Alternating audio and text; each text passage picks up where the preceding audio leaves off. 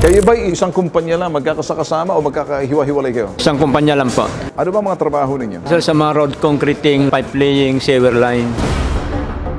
Nung sinisingil ninyo sila noong 2017-2018, umalis kayo kasi nabuisit kayo, hindi kayo binabayaran. Apa.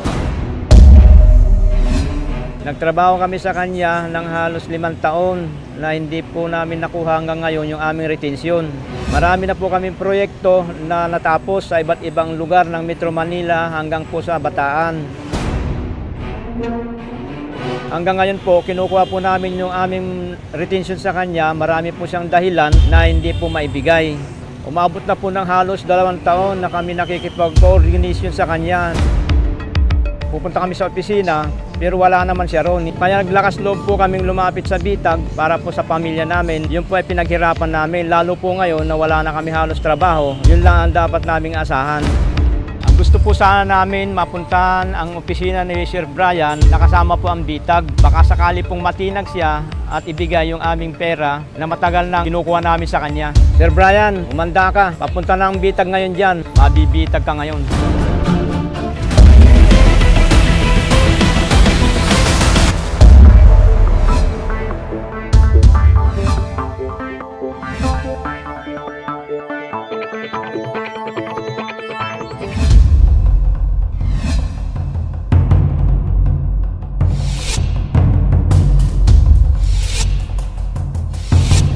Robert, narito yung bitag ngayon. Papatulong sila na magpasama sa Brysar Builders. I-assist nyo sila papuntang sa Presinto 1 sa Station 1 para makapagpa-backup ng pulis para sa vicinity para magkaroon lang ng security doon sa lugar.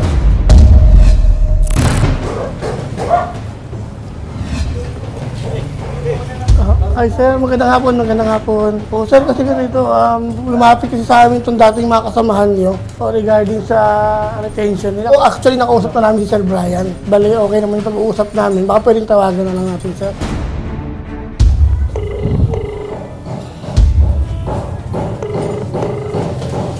Paano na sir kung sino pwedeng makausap?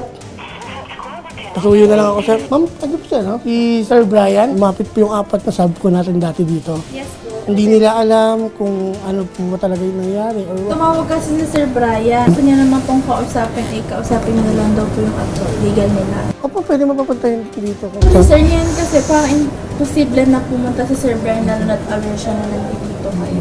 Si Sir Brian po. Saan po? Aware po kasi siya na nandito kayo, so parang kasi pag ganito ma'am, umiiwas yung management harapin itong mga complainant. Kasi yung mga complainant na andito. Damage yun para sa inyo. Kayo mabubukulan. Kung sasabihan nyo kami na illegal na lang, parang iniiwasan nyo sagutin yung mga very simple questions lang naman eh. Bakit hindi naibigay? Ang usapan kasi nila, per project, may retention, di ba? So yung retention na yun, naipon na yun, na umabot na ng 200,000 almost. Kung may maayos na communication naman between the management at sa mga tao nyo, hindi nalalapit sa amin itong mga to eh. Paano yung mamahayaan nyo na lang? actually sir, na-inform na din namin yung mga boss namin. Kasi wala talaga sir eh. Tapos pinakausap pa sa amin yung attorney, hindi din malaman yung sagot. Iset natin. Pwede din po, tapos kahit maging middleman na lang. Sa barangay, oo. Sila yung magbigay ng appointment sa amin. Pero ma'am, may assurance ba na haharap ko sa barangay if ever? Siyempre naman sir, i-convince namin kasi kami naman din na yung part-time as employee nitong Vice. Pag na-file po nila yung complaint, mai-issuehan sila ng summons para po magkaharap ang mga nagre-reklamo. Dito po sila sa barangay mag-uusap.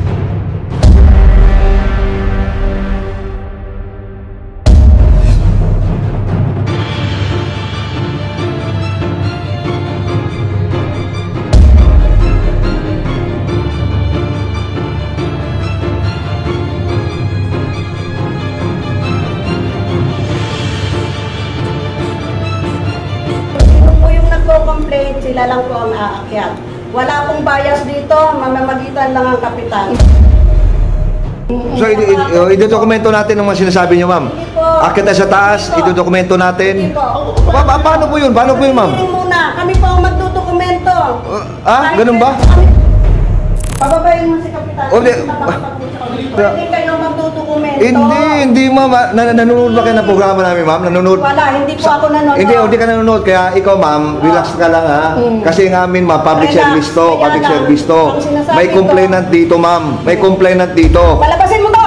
May complainant po rito. Palabasin mo to. Relax lang, ma'am. Ma'am, relax lang, ma'am. Hello, sir. Kapitan Danilo Visoriano po. Si Ben Tulfo, ano? Alam mo, Kapitan, kami, pambansang sumbungan, Opo. yung complaint na yan, hindi aabot sa inyo kung hindi pumunta sa amin ang complainant. Dito lang po muna sa amin sa barangay. Pagtatapos po sa akin ng 3 hearing, natatapos po sa... Boss, sandali. Chairman. We don't work that way. We don't work under your process. Open your door because this is public and the respondent must be there so that makikita namin kung paano hearing na talagang makita ng tao, you cannot close your door for the Fourth Estate. Matatay nga kami ng taong bayan. You cannot take that away from us. Ngayon, sasabihin ko sa iyo, ang subscribers namin, milyong-milyon na nanonood sa buong mundo sa Pilipinas, hindi maganda mag-iiwan ka ng masamang panlasa sa mga manunood, baka mapupukulan ka pa. Wala namang confidential dyan, na wala naman sigurong sekreto na dapat itago mo. So, sabihin mo roon sa respondent, karapatan ng taong bayan mapakinggan ang proseso na ipatutupad mo bilang barangay.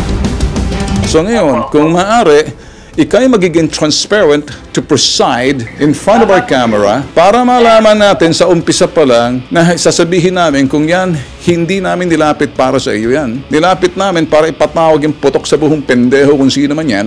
Ako nang gigigil. So ngayon, hindi ko gusto nakaabot sa akin kung totoo na sinasabi mo hindi kami pwedeng pumasok. Mukhang may problema dyan. Ngayon lang po nagkaroon ng ganito. Kung first time sa inyo, first time kasi kayo binisita ng totoong pambansang sumbungan. So ngayon, buksan mo ang pintuan mo, sa ayaw mo sa gusto, sa 10% retention na hinihingi po nila. So, i-hold po natin yun dahil nire-retain that in case po na may mga backjobs, backlogs, or mga damages na kailangan pong i-rectify or kailangan balikan, doon po natin siya ibabawas. So, kailan po ba ibinibigay ang retention? Di ba po binibigay ang retention pagtapos na po yung trabaho? Ngayon, nangyari po sa amin, year 2017, si Maynilad po, subcontractor lang naman po kami Maynilad. So, ang general contractor po namin ay si P.N. Ramos Construction and Development Board. Question po kasi din, until now, 2019 na mag-2020, hindi pa rin po nabibigay yung retention. Pag kami, wala pa kami nabibigay ng isang retention. Kasi nga ho, hindi pa rin naman dito kami bayan ni Maynilad. Ang servisyo po nila ay naibigay na nila, tapos na. Okay? So ngayon, as businessman, wala silang pakialam sa usapan nyo ni Mr. Ramos. Kasi sila nakipag-deal sa inyo, nagawa na yung trabaho nila, dapat supposedly, pag may business kayo, matutindi sa budget kayo. Dapat inaabunuhan nyo muna, kayo mag-connect doon, hindi sila madadamay, hindi sila matitindi sa tao. Ang pinag-uusapan namin, sir, every finish contract, ibibigay yung retention namin. Kasi yung sa sinasabi ni sir na yung nga kanyang singil-singilan sa GenCon, labas na po kami doon.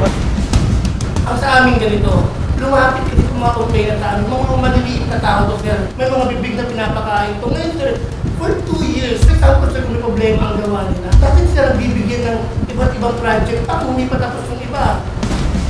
Paano to? Galing pa to ng Nueva Ecija, pumupunta lang dito para mapuntahan kayo. Hindi nyo pinapag-usap eh. Kasi kung may magandang communication kayo, hindi aabot sa amin to. Kung wala naman po kami talagang problem, ibigay naman po talaga sa kanila yan kasi kanila po yan eh. Kung ano nga po yung proposal nila, dahil po i-present natin sa board, tingnan po natin kung ano po magiging resolution ng board. Kung magkakaroon kayo ng compromise agreement, up to the last centavo, mabayaran sa inyo.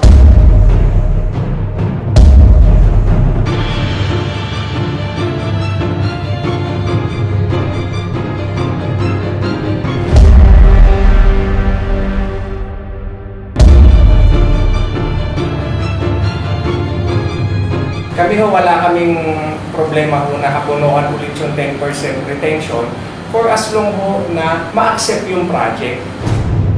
Sir, ganito, do we have any documents, sir, na pwede mapakita sa kanila at sa barangay na rin na para mapakita talaga na proof na hindi pa accepted, wala pang acceptance from Maynilad. Para at least sila, sir, at ang barangay, may pinangahawa kasi sinasabi nyo na hindi pa tapos. Madali na sabihin, sir, na hindi pa tapos eh. Wala pa kami nakuha. Ano po yung document po na pwedeng natin mapakita sa kanila at sa barangay na hindi pa tapos yung project?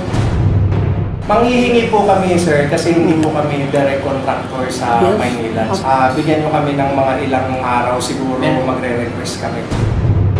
Alam niyo naman to, kasi kung sila naghihintay, alam naman nila yung proseso eh. Nasa inyo kasi nasasakupan. Kaya kami wala na kami sa inyo. Sana yung coordination man lang, mag-reply kayo sa text, anong balita sa retention, kung kailan inintay. Kami naman nakakaintindi naman kami na salita, sir. Ipintig sana, di ba? Bakit ako umabot sa ganito? Nagreklamo ko sa mga. May walang coordination, sir. Ako may hiya akong tao, sir, sa totoo. May hiya ako sa inyo dahil matagal tayo magkasama. Bakit ako umabot sa ganito? Dahil wala nang makikipag-ano sa akin, hindi ka ako pinapansin. Hindi, kasi ang huling Ang usapan sinabi niya, sir, natin.